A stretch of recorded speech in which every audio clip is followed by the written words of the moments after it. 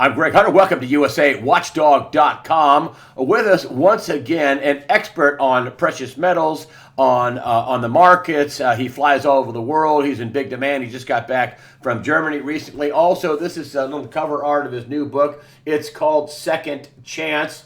Spoiler alert, David Morgan. It is how to make and keep big money from the coming gold and silver market shockwave. Yes, he is doubling down that gold and silver, especially silver, are a real money. Gold and silver are real money. It's Second Chance is the book. It's David Morgan. Let's bring him on. David Morgan, thanks for joining us today on USAWatchdog.com. Well, Greg, it's always great to be on your show, and honestly, it's one that gets the most hits of, I think, anything that I do, so I thank you for being on your program. No, good. I love your book. I love you doubling down on the beginning, again, the pre-interview. I said, so you're going to double down on this, that, this is going to go way up. You go, yes, I am.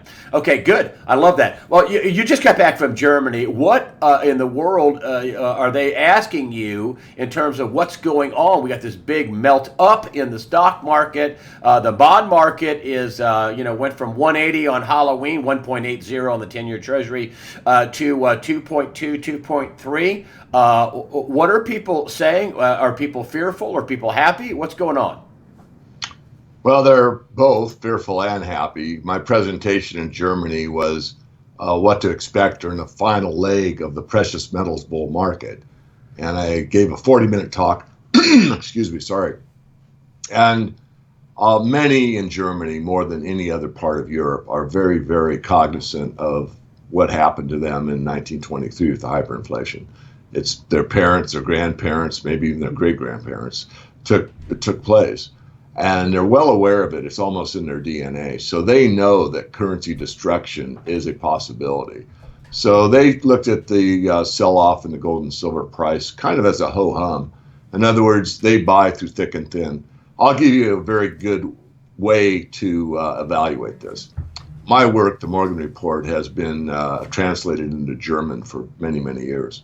My database, or my main market, is the US and Canada. That market fell off during the 5-year bear period in this secular bull market by about 70%. My German readership never wavered. Basically, everyone that read the Morgan Report in German stayed on board the whole time. So they are definitely convicted. They have conviction over why precious metals are very important for their financial well-being. What's going on with the bond market? In the pre-interview, you said, retail investors don't really know what's going on.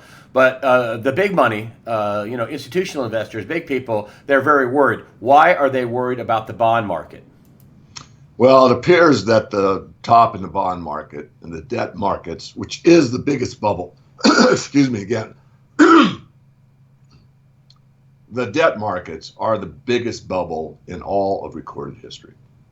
And now they're starting to waver. The U.S. bond market is starting to fall, which means interest rates are going up, which also means that when the Fed raises interest rates in December, they're following the market. They're not leading the market. They'll give some rhetoric about a better global outlook or stronger than expected, or who knows what nonsense they'll come up with. They are followers, not leaders, most of the time. And the market has spoken. The market has said, we don't trust your debt markets as much as we used to. We're starting to sell off the bonds. And that means interest rates, again, are going up. So now the Fed says, well, we're going to move them up. They're moving up so they stay in par with the market, not because they're dictating what to do with the market. Yes, they have a lot of control, but not as much as most people think. So that's the main issue. And it's really a very ironic situation because if you think about it, what the market is saying is that I do not trust what the dollar is worth 30 years from now. That's the long bond. Or I don't trust what the market is doing with the dollar 10 years from now. That's the Treasury note. But everyone's trusting the US dollar short term. The dollar is hit a 13-year high, which if you think about it, it's the same animal. It's just a dollar today. It's worth more than a dollar in the future, which is true. And that is being borne out in spades by the market itself. Now, in the idea of stop for just a minute. In other words, we're selling our bonds. Give me my dollars right now. I want my dollars in my hand, not a bond with dollars. I want the actual dollars that I can liquefy these dollars. That's what you're saying. Absolutely. And if you think through why the interest rates even exist, it's, well, I'll loan you my dollars so that when the due date is there, 1 year, 10 years, 30 years, I will have my principal back and more dollars, and they're going to be more valuable. But that hasn't been in the actual real world for a very, very long time. And now, as everyone knows, we're even at negative interest rates, and people are buying into this. I'm guaranteed to get less back. And the value of them is almost guaranteed to be less valuable. This is the upside down world we're living in. This is the science fiction planet that's our reality. So this is the reason you'll see a run to the dollar before you'll see a run to gold. You brought this up in the past, that this was the path that was going to happen. This was Exter's inverted pyramid, and just before gold is our dollars, is paper currency, and just before you get to gold and silver, precious metals, people would be running into this pyramid, down, boom, down into gold and silver at the very end. So we're not really at the gold and silver, according to Exter's pyramid yet, correct? That's what you're saying? We're in the dollar phase, the paper currency phase. Get my spendable currency right now in my hand phase. We're in the final step before another 1% of the population takes action into the precious metals. When the run starts, it won't be because 90% of the population wakes up and says, I need precious metals to protect my financial well-being. What will happen is about 1% that maybe are already awake, will come. About 1% of the population will probably wake up and take action and say, I need precious metals to protect my financial well-being. And once that starts, that doubles the market, because right now the physical gold market is less than 1% of all financial assets, and the silver market is about 0.02% of all financial assets. So it doesn't take a big amount of new money moving into these markets to put the paper price at stratospheric levels. And that's what will take place, because when people don't trust the dollar they're holding in their hands, when that happens, there'll be a run to gold that will go into the financial record books. That's an amazing statistic. That even if you said 1%, well, what would happen if 2 or 3 or 4%? What would happen if everybody got the India fever? India loves gold and silver, and they're doing crazy stuff with their currency. They're taking away all these big notes, and there's chaos and panic in India. That's 1.2 billion people. What would happen if 2 or 3 or 4 or 5% of people with money in the world said, I need gold and silver? It could get to those levels. I mean, when the pensions start to fail, and this again goes back to the bond market. I mean, a lot of these institutions that manage money for pensioners, they cannot get the yield, they cannot get the return, the interest rate required for them to make those viable situations. In other words, their pensions are failing. And so when that fear enters the market, that'll be an impetus to buy precious metals. When the savings of people are eroded further, that will be an impetus to move into precious metals. When the dollar starts to go down, and that hasn't happened yet, again, it's at a 13-year high, but once it makes a U-turn, it comes down. And I want to use a little bit of a metaphor, Greg, bear with me, I think it's important for people to understand. I'm going to use the overused metaphor or analogy about throwing a ball up in the air. So when it reaches the apex, its momentum, it basically momentarily hits zero velocity, and then it starts down. And when it starts down slowly, but it adheres to the laws of physics and gravity or electric universe. I don't care which model you use. It starts to accelerate at 32.2 feet per second. So what happens is it gains momentum on the way down. And that's what will happen in this market. So the dollar is getting up, and it will peak. And once it starts down, it'll start down kind of slowly, and then it'll build momentum. And then it hits what's called terminal velocity. It hits a level where it accelerated to its maximum point, and it continues until it hits the ground. And that's a great metaphor of what will happen with the dollar. Now, as that occurs, more and more people will be motivated to move into the precious metals, but the door is very narrow, and there'll be a big flood of people wishing to get through that door. So I'm going to throw it back at you, Greg. It's going to come down to something you said for years. You'll either have it or you won't.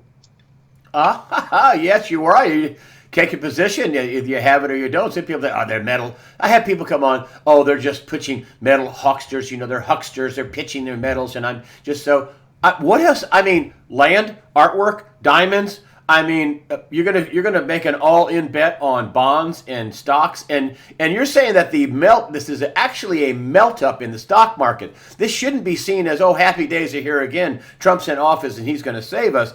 This should really be seen as, oh my gosh, the bond market is, people are exiting the bond market and they're trying to look for a place for cash. Do I have that right?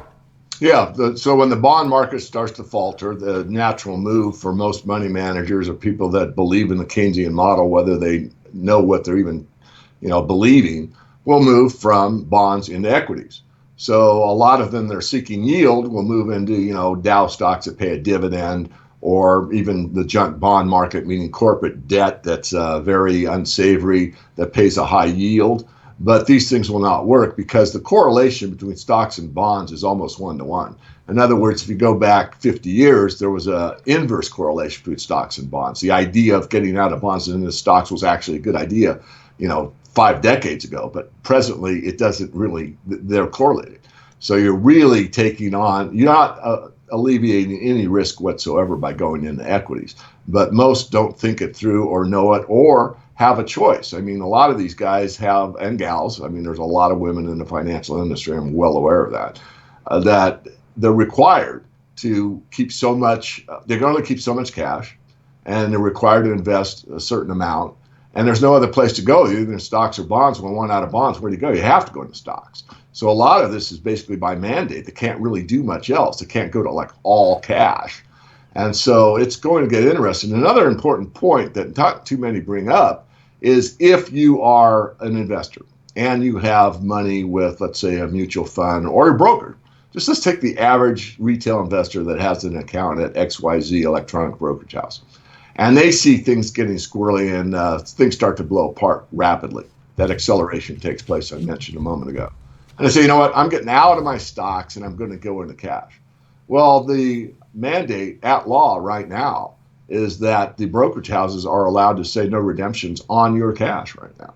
So that's a scary thought. They can refuse to cash you out of your stocks and move, or excuse me, they can refuse to take your money market account. They can basically say, no, we're holding on to it temporarily. And the first ones that are bailed out in that scenario isn't the retail investor who it's their money. It's the derivatives that are entwined in this whole mechanism. Oh God, they would take investor money, shareholder money that is liquid, cashed out, and then they would start paying off the derivative, which is in the hundreds of trillions of dollars. Is that what you're telling me? Yeah, that's what I'm telling you. The hierarchy is to the banking system, the derivative swaps and all that. They're above what those funds would be used for the retail investor. It's sort of like a bail-in on your brokerage account. Kind of like a hypothecation. In other words, you don't realize it, but whatever money you put in your money market account is already pledged. If in the event that we have some terrible meltdown, pledged to the banks to bail their asses out. Is that right? That's correct.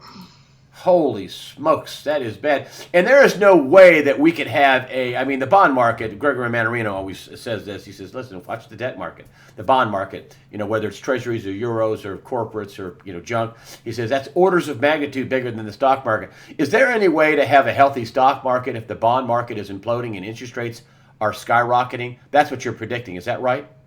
Correct. Not in today's world. I mean, if you go back to one of our earlier interviews, on the Silver Manifesto, I mean, that whole chapter on the debt bomb was, carefully constructed. I mean, that chapter probably took almost 9 months to get it perfected. It's a perfect note. It's my best human ability with Chris to do it. But regardless, the idea is that once the bomb blows up, there's really no place to hide other than tangible assets. I mean, fine art, lands, probably okay, but the most liquid of liquid is gold. And then really the most liquid from a historical perspective is silver, regardless of how much of a gold bug you may be. And I think you should own both. But if it gets down to the worst case scenario, what I wrote in the first rule of silver investing and the 10 rules of silver investing is no one wants to be a prophet of doom. And I certainly don't. But in the event of a major financial collapse, silver will be the money of last resort, not gold, because gold is too valuable on a per unit basis. And silver will be used in everyday transactions. Yeah, and also there's a big industrial use for silver and all that too. Right. So, and also smaller increments. The poor man won't have, if it's 5,000 an ounce or 10,000 ounce or whatever, but $100 an ounce for silver or whatever it is, it'll be a lot smaller increment than gold. Correct? Correct. And I want to talk about, I want to play off you're a global traveler, a global a guy. One of the things that came up in your talks, you were telling me in the pre-interview in Germany, especially, he says they're really worried about the work hard. Why? Yes.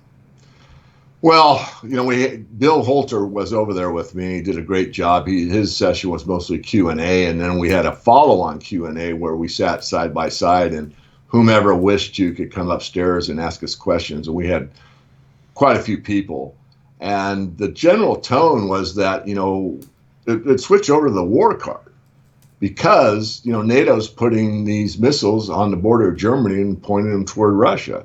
And these people, the Germans have seen a lot of war on their own town, in their country. And they're very concerned about that. And they wanted our opinion of it and what we thought, would take place with the change in the administration and on and on. Of course, I try to be apolitical. You can't be. I certainly do have some opinion about it.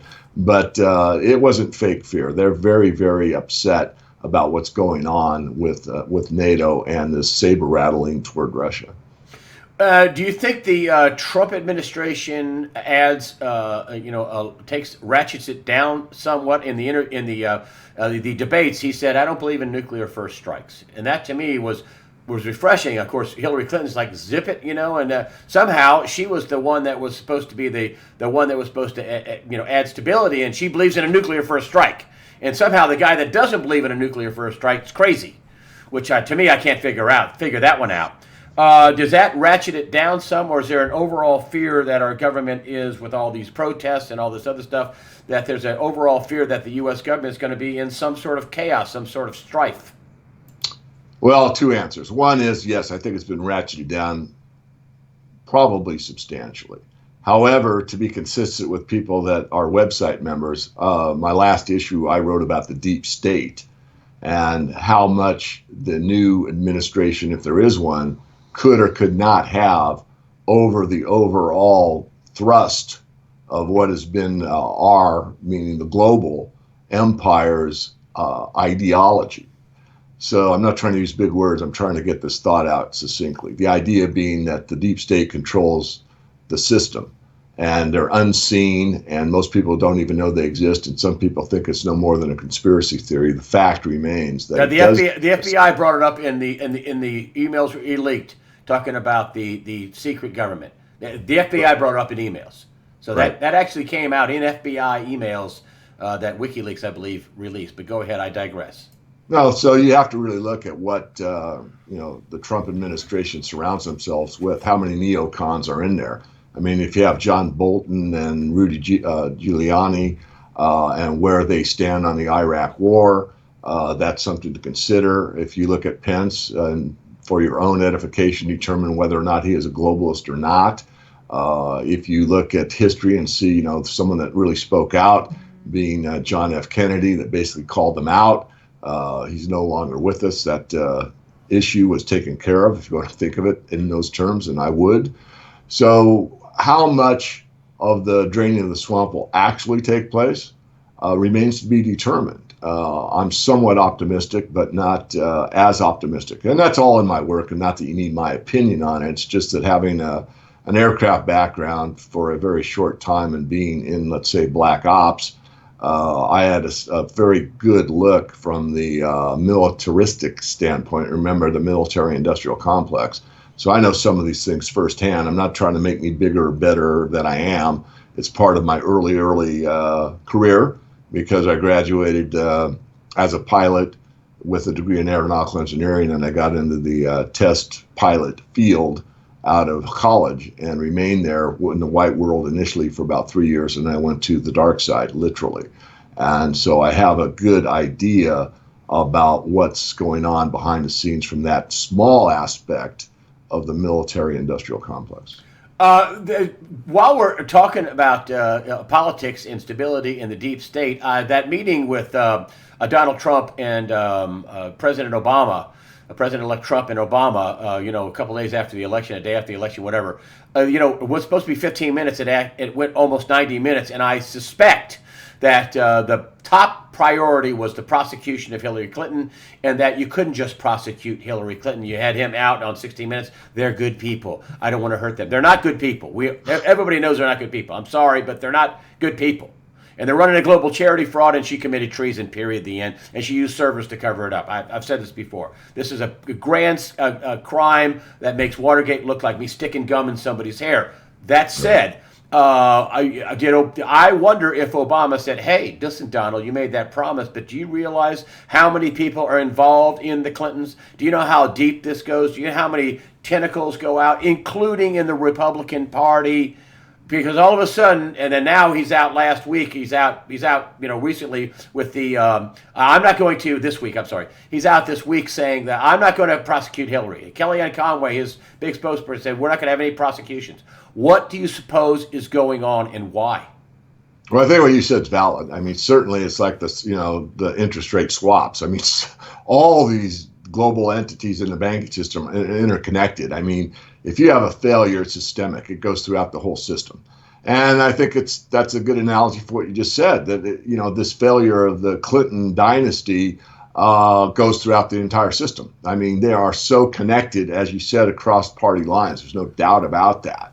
However, there is another look at it. Bill Holter gave me a phone call this morning before our interview, and his thought was that the reason that Trump made that statement is because if he were to reiterate what he said during the debates, that, I'm going to appoint a special prosecutor, we're going to look into this, and, there's justice to be paid. And let me digress a bit. The whole idea of what we stand for in America is the same rules, laws, and accountability for everyone. The same rules, laws, and accountability for everyone. No special things, no special animal farm. We're all created equal, but some animals are more equal than others. No, all the same. Regardless, that is not implemented, as we all know. However, I'll come back. So Bill thought that he wouldn't do anything at this time because that enables Obama's hands to be tied, metaphorically. He cannot pardon her if there's no indictment. So once he's sworn in on January 20th, after that time frame, he could, I'm not saying would, and this again was Bill's thoughts, and I'm thinking about it, I don't know yet, none of us know, that he says, what, upon reflection, I have determined that perhaps there's so much that has surfaced from the time I was interviewed on 60 Minutes till this date, I have decided to appoint a special prosecutor and look into this matter further. Now, again, a lot of conjecture there, but it's just another take.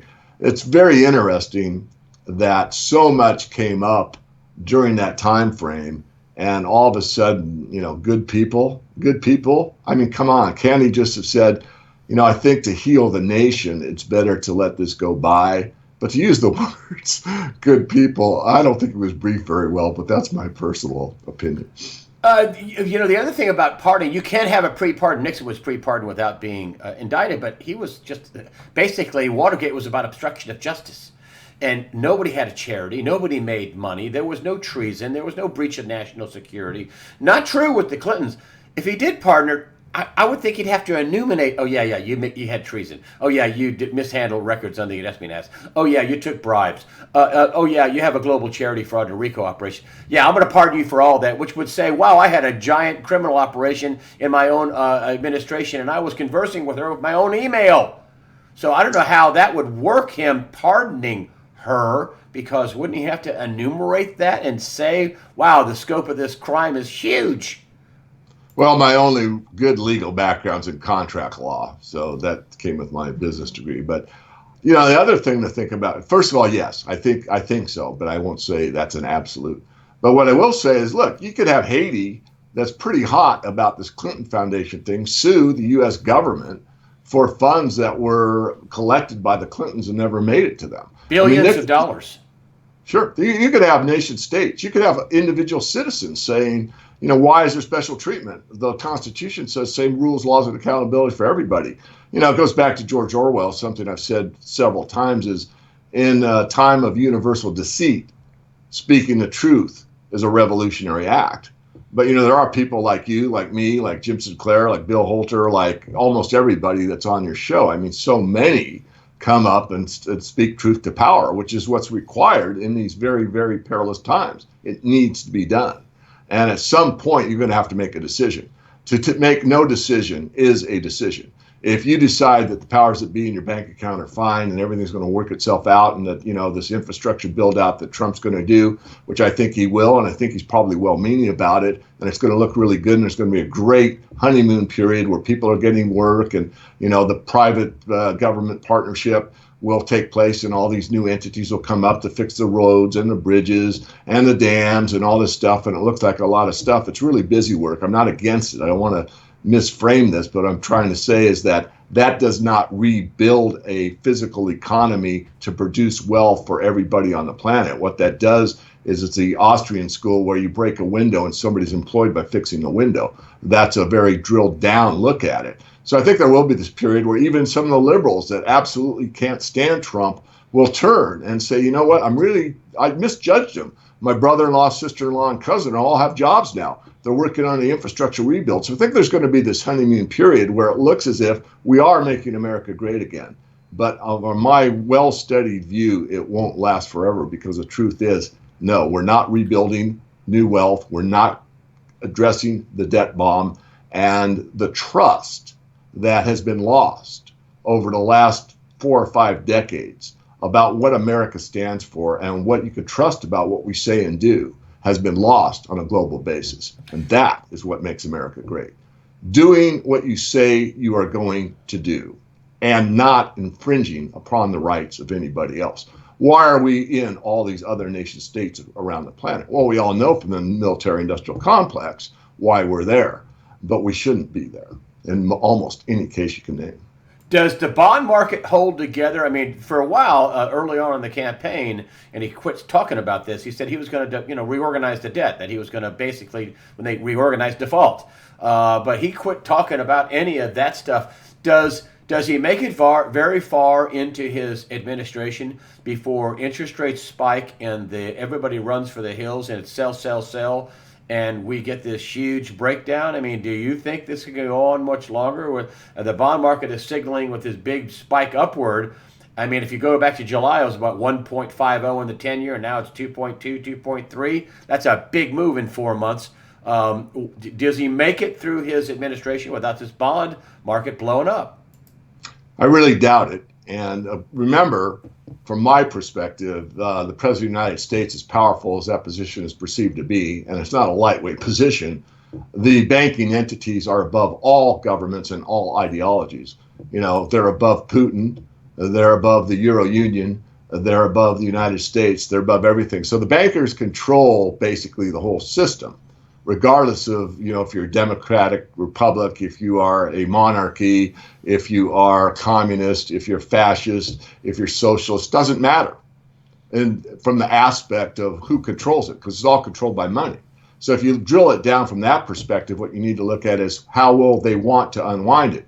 Well, do they want to forgive debt across the board and start over with the SDR and say, all debt will now be based upon loaning SDRs or making a market SDR. In other words, what China is already doing, where you can you can exchange a certain currency like the US dollar that they hold a great amount of and turn it into a debt instrument called a marketable special drawing right, because now China is part of the IMF's special drawing rights. Now, whether this will fly or not remains to be determined, and it's just a thought. I'm not certainly saying this is exactly what's going to happen, but I am saying, to answer your question very directly, yes, something will take place before the 4 years is over. I can almost guarantee that. The math is just too simple to see, and you're already seeing it in the bond market. I mean, I'm very confident because of where the bond market, how it's reacting, and the amount of paper that's been, pushed upon the system that cannot tolerate anymore, and that things will unravel in one way, shape, or form.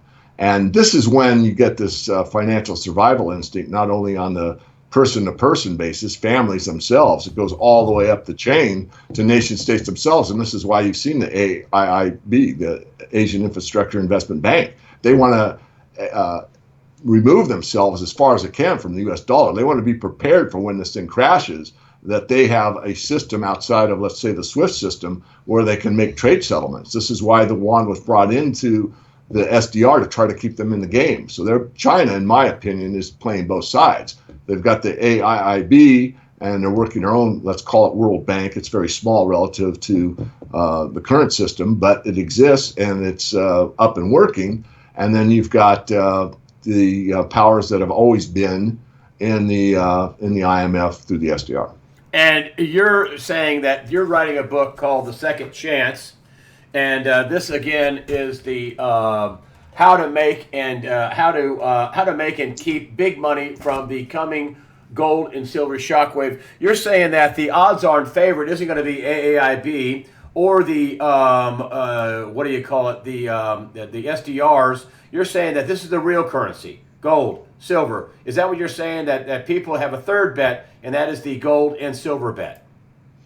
Yeah, anyone that's followed my work for very long knows that I'm a big believer, because of my in-depth studies of monetary history, that there's no place to hide, no place to run better than the precious metals, and that this time, since it's a global event and access to precious metals is greater than it's ever been before. In the 1979-80 bull market, you saw an 800% increase in silver in 1 year's time. So in that book, I explained that the big rush will come at the end. So even if you've been on the sidelines for years and thought this whole thing was a big conspiracy theory, and you start to wake up, you'll see about 90% of the move come in the last 10% of the time, which again goes to your question about the 4-year time frame. I think before that 4-year time frame is over, we will see this huge thrust into the precious metals, almost regardless of what takes place in the financial system. And we've already outlined this whole interview what's going to take place. David Morgan, the book is Second Chance, and you can get it on themorganreport.com. Is that correct? Your website? You have rebranded yourself themorganreport.com, correct? That's correct. All right, David Morgan, thanks for coming on and taking us to school on what you think is going on. For you folks out there, I'm not going to be doing a weekly news wrap-up this week. For David Morgan and the people there that want to click onto his book and go to his website, just follow the links on the YouTube channel to the USA Watchdog page where David Morgan's on. Go to the After the Interview section. It's all there, too, on the USA Watchdog. David Morgan, themorganreport.com. Thank you for joining us today on usawatchdog.com. Well, truly a pleasure, Greg. Thank you.